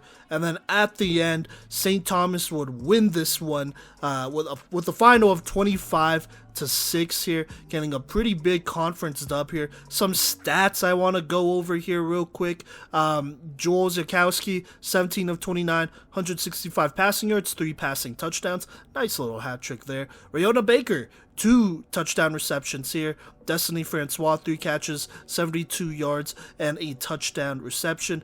Tyler Bryant, she got a touchdown and an extra point, like we mentioned earlier on. Miranda Fairdes, 6 flagpole, 6 tackles, an interception, a pass deflection, putting in work there. Kaylee Miller, 9 tackles, a interception, and a pass deflection. DJ Paris, 2 sacks, 3 pass deflections, and then Tashumba Washington, one of your D-point candidates, snagging another interception in another dub here, as St. Thomas would go ahead and win a big game, a statement game even, over Weber, 25-6. Alright, now let's talk Week 8 power rankings. So this is as of April 7th, and so this is based off of all the games from April 1st to April 7th, plus obviously the games in the past weeks here. Now, myself and Cody, we basically have all the same rankings. We actually talked this one out together, and there wasn't too much that we disagreed on here. And so the power rankings I'm about to read out here are both ones that me and Cody mutually agreed on. There really wasn't too much discussion here, to be completely honest with you. But at number 1, and this is a very, very strong number 1, we have Thomas University. Cody said, after playing phenomenal defense, Thomas allowed 18 unanswered points in the pouring rain in dramatic fashion to a surging team and quarterback who bounced back from a pick 6 to put Keiser in a position to win with a little over a minute and a half left in the game before a game-winning drive kept the Nighthawks here at number 1. Despite being dormant for most of the game, the Nighthawk offense showed up when it mattered, and it never hurts when your defense finds pay dirt as well. So there you go. That's why they're at 1. For me here, I have them at 1. I think it's obvious. I mean, they played a very good game. Yes, Keiser did kind of come back here, but honestly, this Thomas defense is built different. You know, I was watching them play and whatnot, and man, just the way they scheme on defense, the amount of film work that you know that they're putting in, because you see them recognizing certain patterns in each offense, especially this Keiser offense. That's next level. That's more than next level. At this point, I mean, they're predicting. Not only are they giving them problems and causing turnovers and stopping them, I mean, they're predicting what they're doing next for the most part. And honestly, whenever you go down by 2 scores to Thomas, that is a tough, and I mean tough, deficit to come from. Almost impossible, to be honest with you. Like I said, Thomas has not lost a single game this season where they led by 2 scores. They have not. Now, granted, they have lost only 1 game, and that was to St. Thomas, I believe, here. You know, at the last second in overtime, or actually double overtime, I want to say. But other than that, I mean, Thomas, they do a good job at playing good defense, and then they control the rock and control the clock. And they just do a very good job at that. Now, if I'm going to be completely honest with you, my only concern about this Thomas team was, alright, if Thomas needed a score, if they needed a game-winning drive, can this offense get it done? You know, can this offense get it done? Because they do put a lot of emphasis on defense and, you know, putting their team and especially their offense in better positions by playing good defense and better situations. But I just wanted to see straight up, if they were given like a 2-minute drill, can they get it done? And this showed me that they can. Shelby Hartley, oh my goodness, impressing me a lot. I knew that she could do this stuff. I knew she was clutch and all that, but this drive was arguably one of the best drives I've ever seen from a quarterback. Arguably. That first pass to, who was it? Oh my gosh. Kiara Knight. That was definitely risky because Knight made just an excellent play there, going up for it and coming down with it, most importantly. And so that was maybe the only play I was like, don't throw that. I don't know. Other than that, flawless. And then obviously her skill players doing a very good job there. Britt Delva, I mean, look, like I said, it looked like it was a forward pass. I'm just gonna go ahead and trust the people who are on the field. I feel like that makes the most sense. But regardless, pitching it was the smart thing to do there rather than staying there and maybe not getting those 3 or 4 yards. Because when you're in a goal line situation, or when you're in a situation where you need to score here, every yard matters. And so that was a great heads up play by her. And so offensively, I was very, very impressed here. I wonder if they do get into a shootout, which I don't see them getting into anytime soon. If this offense could hold up. But that's just getting nitpicky at this point. I think Thomas, they are a legit number one. And with that being said, they're the team that everyone's going to be targeting in these last couple weeks here in the Sun Conference tournament and at Nationals as well. But for now, I think they're the big dog at number one for the foreseeable future. And, just keep in mind it's also regular season as well. But that's my opinion on Thomas University. Moving on, Cody and I decided to put Keiser at 2. Cody said the Nighthawk defense was vicious, but the Keiser offense still roared all the way back into this game and arguably could have left with the win. And that's all he wrote down. Look, I have Keiser at 2 here. This is a game they definitely could have won. I mean, if they completed an extra point, it would have been tied. If they completed 2 of their extra points, they would have won. And so I just can't quite move them below Ottawa right now. I just can't. Because even then, if we're going to go by points and all that, like spread-wise, Keiser still lost by less than Ottawa did to Thomas. So for now, Keiser is at 2 here. I'm not super worried about them. There are a lot of things going on between the weather and being a little rattled to start and being on the wrong page. I think if they were to meet a third time, things will get pretty interesting here. I think Keiser obviously has a pretty good chance at winning one matchup against Thomas than Thomas does, staying undefeated against Keiser, basically.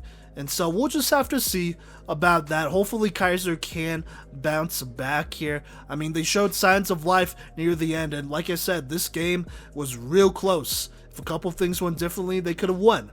But fortunately for Thomas, the game planned right. And, they won. So there you go. But Keiser's here at 2. Very close at putting them at 3. But for now, Cody and I decided to keep them at 2. At 3, we have Ottawa. Cody said, a nice week off to watch some Sun Conference and interconference competition and note some things that went wrong and how to exploit them. He's talking about Ottawa here. No movement from the head of the KCAC, but lots of learning happening to surge in the postseason.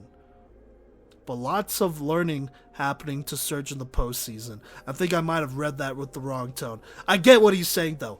Ottawa, can't move them up because they didn't really play. And even if they did, at this point, some of the Sun Conference opponents, and we're just being real, are better than the KCAC opponents this season.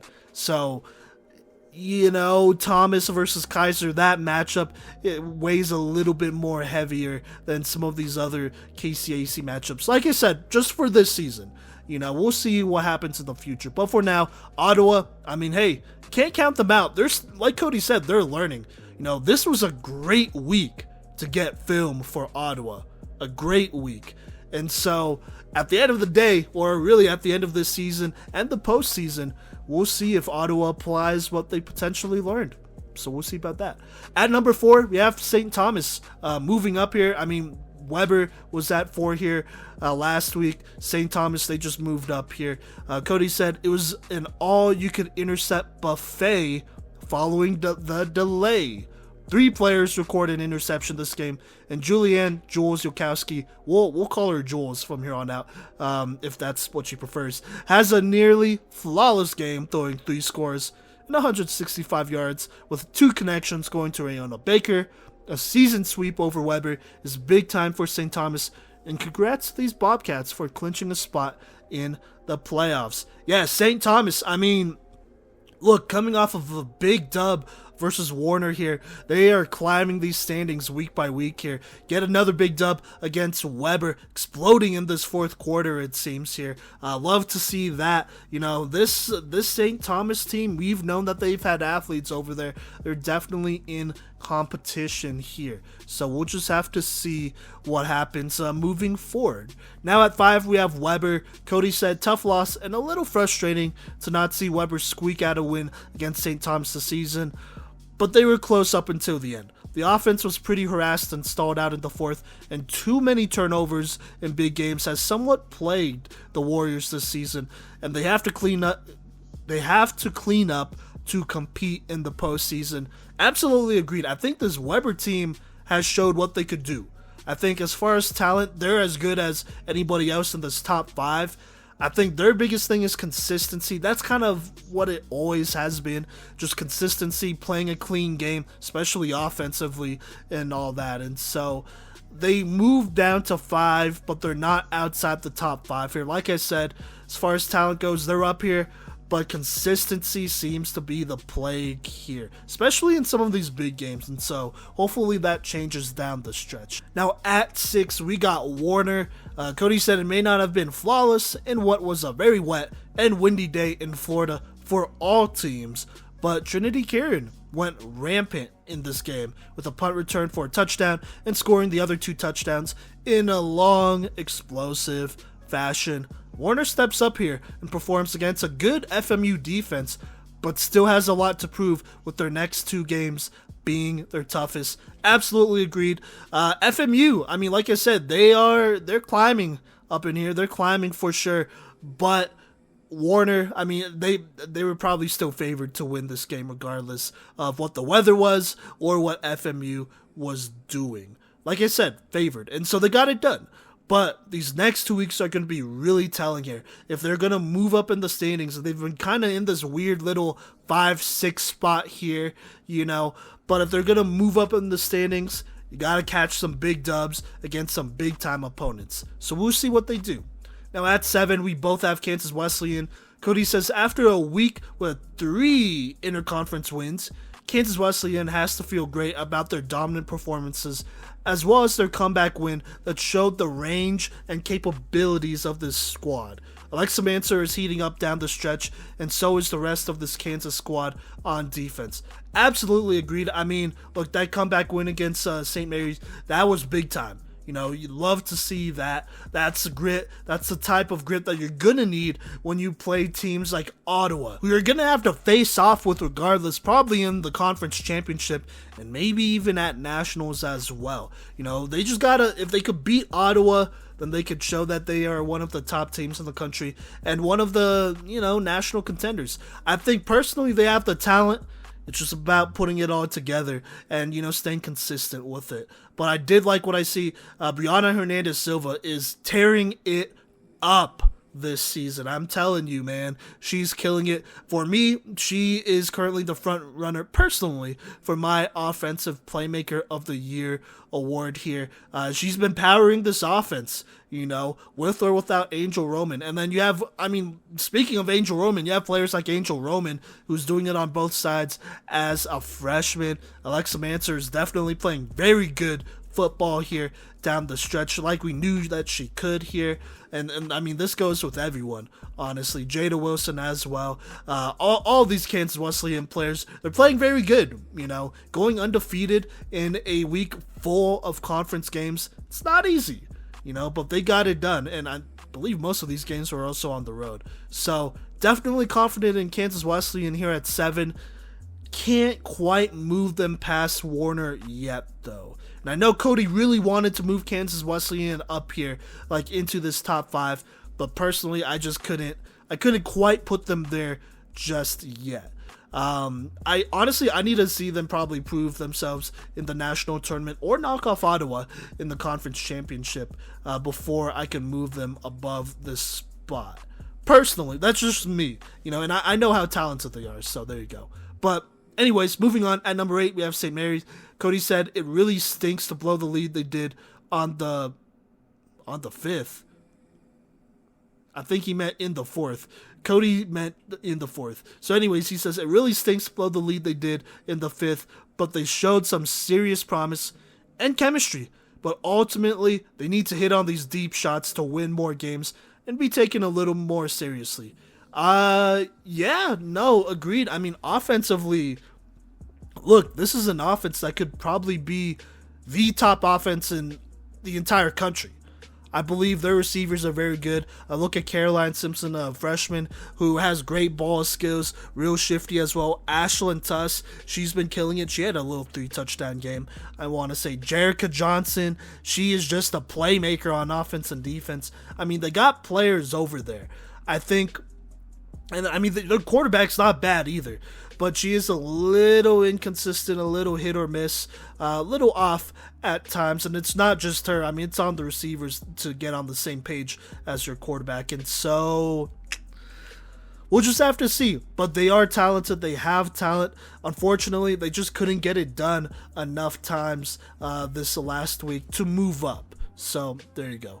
At 9, we have FMU. Cody said a great defensive showing outside of one player running rampant.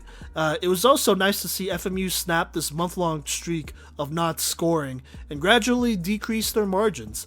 They do have quite the handful next week with Thomas to show where they are really at compared to the top dog in the country.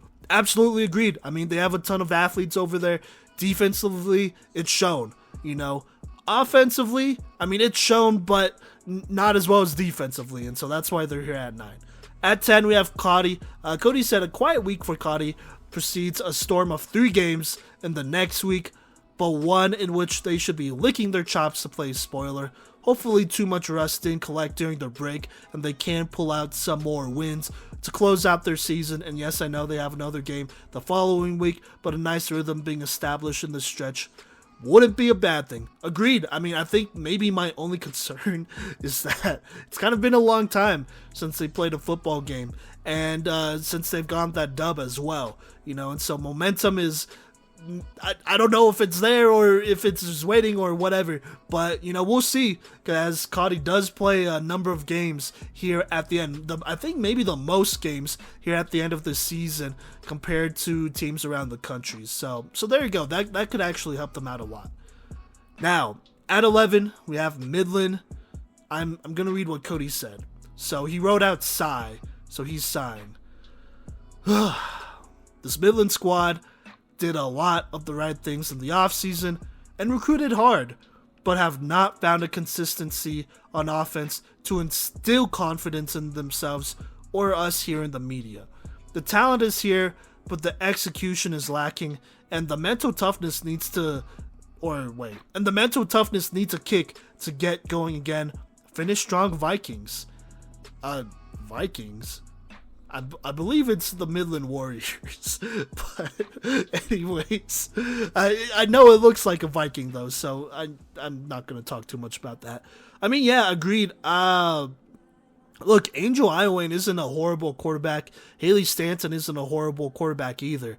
One of them has to step up though and play a turnover clean game. I think just honestly on this level, you really can't get away with having turnovers as a quarterback. I'd rather you have no turnovers than, and maybe not as many stats and yards than a ton of turnovers. Sometimes you gotta rely on the defense a little bit there, and so one or the other has to settle in. Angel Iowane, I mean, it's her job to lose at this point, to be honest with you, and she's shown a lot of potential. This is it's for sure a growing year for her, but we just got to see a little bit more here.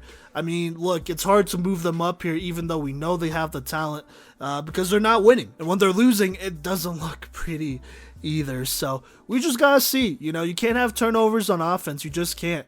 And so hopefully this is a learning experience for Midland moving forward here, even though they have shown some very good flashes all around. So yeah. At 12, we have Milligan. Cody said more games. Give me more games now. I agree.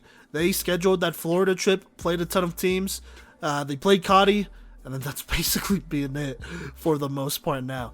It's tough to move him up if, your whole season's in a week or two. So, yeah, there you go. Then at 13 is Xavier. Cody just said Xavier about to catch a truancy charge. Where are they? And honestly, I don't know because they're on nobody's schedule right now. But anyways, those are our power rankings for week 8 here. One more time, just so you know. And actually, let's go in reverse order. At 13, we have Xavier. 12, Milligan. 11, Midland.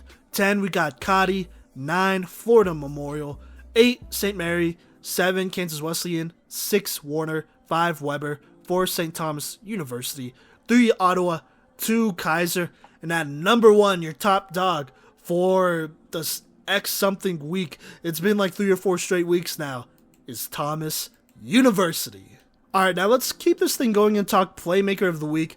A lot of candidates, for sure. Definitely a lot of candidates. Let me just list off a couple here. Well, right off the bat, I mean, Kansas Wesleyan's Brianna Hernandez Silva. I feel like she's always going to be in contention here, but oh my god. Against St. Mary, she had an excellent game. Senior night as well. Rushed for 103 rushing yards, 2 touchdowns as well. Also went 19 of 33, passing for 2 more touchdowns, and 226 passing yards there. Absolutely killing it. We also have Kui Waialai. Hopefully I'm saying that right. I know I'm saying her last name right. Waialai against Midland here. 6 receptions, 78 receiving yards, 2 receiving touchdowns. Also an interception in this game. In the St. Mary Midland game, one of the candidates easily, I would say, is probably Jerica Johnson for the Spires. 9 receptions, 78 receiving yards, 8 receiving touchdowns, 3 tackles, 2 interceptions, 3 pass deflections. Absolutely just killing it in that game, to be honest with you. And then going over into the Sun Conference from this Thomas and Keiser game, honestly, it was kind of tough to pick from. I definitely struggled here between a lot of players: Janae Scott, Brittany Delva, Jada Reese, Sanaya Glover, Kara Brown, even Kiana Acol as well. Not even, that wasn't supposed to sound like that, but Kiana Acol as well. I think, though, I'm going to have to go ahead and pick Janae Scott here out of this game. I mean, she had 10 total tackles, that big-time pick 6, which, I mean, if they don't get that, then obviously they don't win this game here. She also had she had 3 rushes for like 2 yards, so I mean, you know, she contributed a little bit on offense, but mostly on defense, and defensively was where this team really came through, in my opinion. That's where this game was won, on defense for Thomas, so I think that's fair to go ahead and give it to Janae Scott here, at least for this game. In that St. Thomas game, I think this one's kind of obvious, but I got to give it to Jules Yokowski. Very excellent game here. 3 touchdowns, 165 passing yards. A very clean game here to go ahead and get the dub over Weber. And then in this Warner FMU game, I'm going to have to consider Trinity Kieran as a Playmaker of the Week. I mean, just killing it. Punt return for a touchdown, 2 very long touchdown receptions. It should be obvious why she's in consideration for Playmaker of the Week. But only one person, only one player could win Playmaker of the Week, and there are so many, there always is. But I think of this week, I'm going to go ahead and name Janae Scott of Thomas University as your Week 8 Playmaker of the Week. This week, 10 tackles on defense, a pick 6, and then also on offense, 3 rushes and a couple yards here, on the way to beating Keiser in a very close matchup, 19-18. So I gotta go ahead and give it to Janae Scott, a leader of this defense, or one of the many leaders on this defense that help get them that dub against Keiser.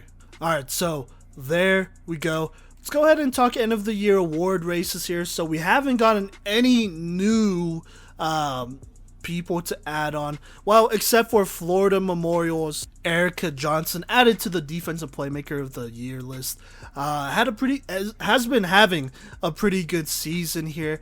I mean, I don't have her stats just yet. Those are things that I will find here, and so I'll actually post that graphic updating all the stats of these award candidates? Yeah, award candidates here.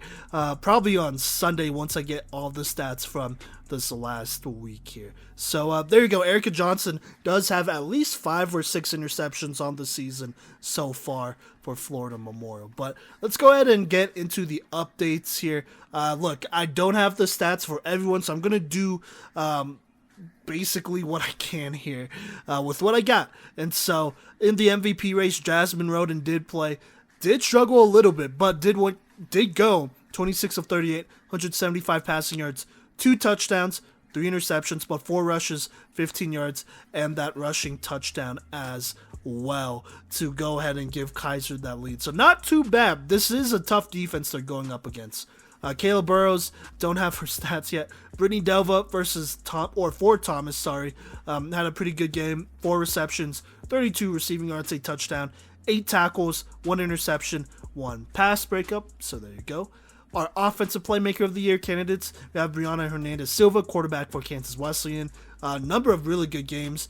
First off went 19 of 33, 226 passing yards, 2 touchdowns, 103 rushing yards, 2 touchdowns versus the St. Mary's the first time on April 1st. And then against Midland on April 5th, 18 of 34, 190 passing yards, 3 passing touchdowns, 45 rushing yards, and a rushing touchdown. And then versus St. Mary's on April 5th, she also had 2 touchdowns in that game. Like I said, waiting to get some of these stats from some of these games. Now, Kaiser's wide receiver Kennedy Foster is also on this list. Had a pretty good game, despite them playing very good defense on her. 5 receptions, 68 receiving yards, 2 receiving touchdowns. We also have Ottawa's receiver Alyssa Linkus, did not play this week. We have Weber's quarterback/athlete Sierra Harris. Had a number of rushing yards, but don't have those official stats just yet here for Weber. St. Thomas's wide receiver Tyler Bryant, she caught a touchdown and also an extra point in that game. Now our DPOY candidates, we have Jada Wilson, defensive back for Kansas Wesleyan. She had 4 tackles, an interception, pass breakup versus St. Mary's in that dub. Then against Midland, she had 4 tackles. Weber's Breezer Robinson, don't have those stats yet, but we'll get those soon. St. Thomas's defensive back, Deshumba Washington, another big-time defensive performance, snagging an interception for a second straight week here. St. Mary's DB, Ashlyn Tuss, 2 tackles, 2 pass deflections on April 1st versus Kansas Wesleyan. She did have other stats in these other games, but mostly on offense there, so that's kind of where I'm leaving that. Thomas's Jada Reese, 3 tackles, 2 tackles, 4 losses, a sack. Like I said, Florida Memorial's Erica Johnson, freshman defensive back, has been added to this list as well. We'll get her stats when we can. Now, freshman of the year, Angel Roman, athlete for Kansas Wesleyan, kind of turning it up here, honestly. But she had 5 receptions, 59 receiving yards, 2 tackles, an interception, and deflection, I want to say, against the University of St. Mary's. Weber's quarterback, Sam Wilson, did play this last week, but didn't. We don't have those stats right now, so there you go. We will update those soon. Kaiser's receiver, Adriana Cavallati, was targeted a couple times, but didn't bring in anything this last game against a tough Thomas defense. So there you go. St. Mary's receiver / defensive back, Caroline Simpson, had 4 tackles, a reception for 7 yards, I believe, against Kansas Wesleyan. Other than that, couldn't find many other stats here. Like I said, it's hit or miss with some of these stats for some of these teams. And even then, it gets a little situational. Warner's freshman quarterback, though, Madison Tingen, did pass for 2 passing touchdowns this past week. And then, lastly, Ottawa's receiver, Addie Orsborn, did not play this week, as Ottawa did not play this week. All right, now let's go ahead and talk real quick about Week 9. Couple games here. April 8th, whenever this episode comes out, we'll have Ottawa versus Kansas Wesleyan.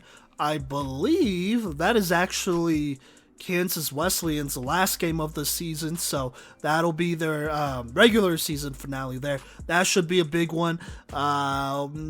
Possibly their last matchup before the conference championship, so we'll see. April 9th, we have Midland versus Cotty College at 2 p.m. Central Time. A couple days later, April 11th, we have St. Mary versus Cotty College at 3 p.m. Central Time. April 13th, Ottawa versus Cotty College at 5 p.m. Central Time. Told you Cotty's playing a lot of games. Geez, 3 games in the span of a couple days here. 3 or 4 days here. And then April 14th, we have a number of games. Warner versus Keiser at 5:30 p.m. Eastern, and then Weber versus Keiser at 7:30 p.m. Eastern. Then on that same day, it says time to be decided. We have Florida Memorial versus Thomas. So a lot of pretty interesting matchups here. Cody College basically finishing up their season. Kansas Wesleyan finishing up their season here. Also, I believe Midland is going to be finishing up their season here. And then Warner, Keiser, Weber, FMU, and Thomas playing their second or third to last game of the regular season. So all things to look out for here. Okay, that is your Week 8 recap here, episode 144 of the Playmakers Corner. Thank you for listening to us. Right now it is 9:25 p.m. Mountain Time. That is 11:25 p.m. Eastern Time for all our fans out there. These episodes are, I'm not gonna lie, we put in a lot of work in these, and so we hope that y'all like them. We've had a message saying, why don't y'all come out to games and stuff like that. So just additionally questioning, why we're qualified to do this.